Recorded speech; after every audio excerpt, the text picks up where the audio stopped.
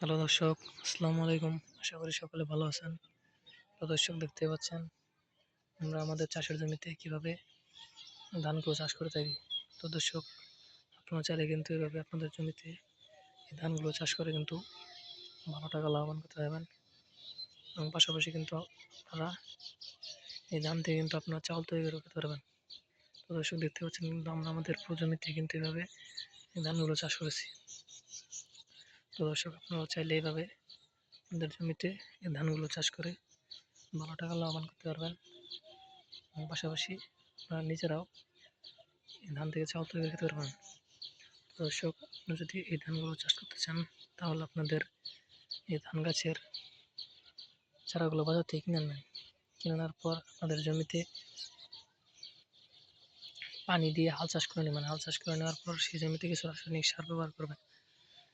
রাসায়নিক সার ব্যবহার করার পর সেই জমিতে আপনারা সেই ধান গাছের চারাগুলো রোপণ করে দেবেন। রোপণ করে দেওয়ার পর দেখতে পারবেন আপনাদের গাছগুলো আস্তে আস্তে এরকম বড় হয়ে যাবে। যখন আপনাদের এই ধান গাছগুলো যখন বড় হয়ে যাবে তখন কিন্তু আপনাদের ধান গাছে কিন্তু প্রচুর পরিমাণে ধানগুলো ধরবে।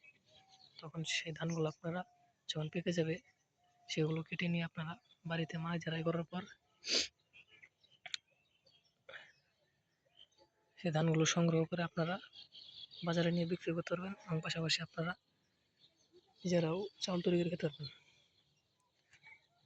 তো দর্শক, দেখতে পাচ্ছেন আমরা কীভাবে আমাদের চাষের জমিতে এই ধানগুলো চাষ করে থাকি।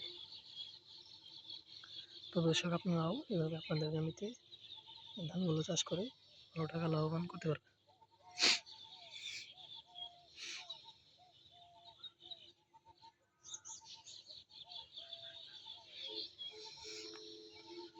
তো দর্শক, দেখতে পাচ্ছেন কিন্তু আমরা আমাদের পুরো জমিতেই কিন্তু এই ধানগুলো চাষ করেছি। তো দর্শক, এই ধানগুলো যখন পেকে যাবে তখন কিন্তু আমরা এগুলো কেটে নিয়ে বাড়িতে নিয়ে মাড়াই ঝাড়াই করে সেখান থেকে ধান সংগ্রহ করে আমরা কিন্তু সেগুলো বাজারে বিক্রি করতে থাকি এবং আমরা নিজেরাও এই ধান থেকে চাউল তৈরি করে খেয়ে থাকি। দর্শক, আপনারা এইভাবে ধানগুলো চাষ করে ভালো টাকা লাভবান করতে পারবেন। তো দর্শক, এই ধানগুলো যদি আপনারা চাষ করতে চান তাহলে আপনাদের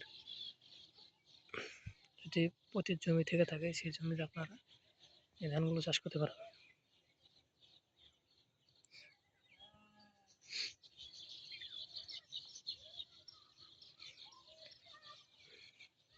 তো দর্শক, আমাদের ভিডিওটি যদি আপনার একটু ভালো লেগে থাকে তাহলে অবশ্যই চ্যানেলটি সাবস্ক্রাইব করে দেবেন এবং ভিডিওতে একটি লাইক করে দেবেন। ধন্যবাদ, সকলকে ভালো থাকবেন। আসসালামু আলাইকুম।